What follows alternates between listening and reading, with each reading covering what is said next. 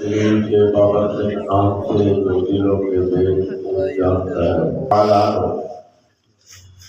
تو روایت میں فرماتے ایک آدمی آیا، شاع رجل قال رسول اللہ صلی اللہ علیہ وآلہ وسلم، نبی پاک کے کول ایک بندہ آیا، کہتا اللہ کے رسول میرے کوئی ایسا کم دسو، ایسا عمل، ایسا وظیفہ کہ اللہ میرے نال پیار کرن لگ پے۔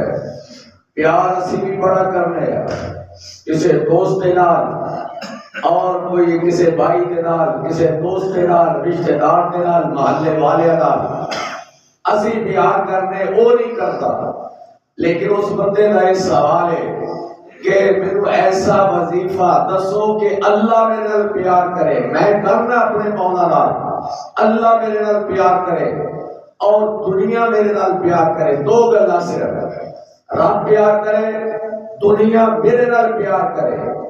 تو نبی پاک نے فرمایا اے اللہ دے بندے، دنیا کی رغبت چھوڑ دے، دنیا دے پیچھے دوڑنا چھوڑ دے، اللہ تیرے نال محبت کرے گا۔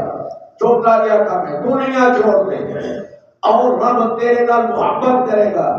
تو جانا کہ دنیا میرے نال محبت کرے، انہاں کولو انہاں دیاں پسندیاں چیزاں نہ منگ، دنیا تیرے نال پیار کرے گا۔ وہ چیز منگنی ہے رب، بندے مسجد نہیں آتے، باہر فقیر نہیں جا چڑھتے، مسیطے مولوی نہیں چڑھتے، باہر فقیر منگی جا رہے، مسیطے مولوی کہتے لے لو، ان کہتے مسجد تو باہر چاہیے، فقیر کھڑے ہیں مسجد کے اندر آئیے، مولوی منگ دے کریے کہ کام ایسا کرو کہ اللہ نو راضی کرنا کس طرح، وہ کام ڈھونڈیا کرو جن دے نال تہاڈا رب راضی ہو جائے۔ تو اللہ کو دعا کریے رب سانو پیار کرن دی ساڈے نال سانو بھی توفیق عطا فرمائے، اسی اپنے مولا نال جڑا پیار کریے صرف رب دی رضا دے واسطے، جڑا نیکی دا کم ہے وہ کوشش کرو کہ دنیا دے پیچھے بھج لئیے، دنیا آگے آگے، اسی دنیا دے پیچھے، دنیا ساڈے ہاتھ نہیں آتی لیکن ساڈے پیچھے موت، اسی موت دے ہاتھ دے اندر آ گئے ہیں۔ اللہ پاک دنیا دی رغبت تو بھی ساتھ بچائے، اللہ ساڈے نال پیار کرے گا اور دنیا دی چیزاں اسی رب کو منگ لیے وہ بہتر ہے۔ کسی رشتہ دار کو ایک باری دو باری منگو گے تو نیڑے ہی نہیں آئے گا۔ اللہ ہدایت عطا فرمائے۔ اللہم صلی اللهم بارك على محمد وعلى ال محمد كما باركت على ابراهيم وعلى ال ابراهيم انك حميد مجيد۔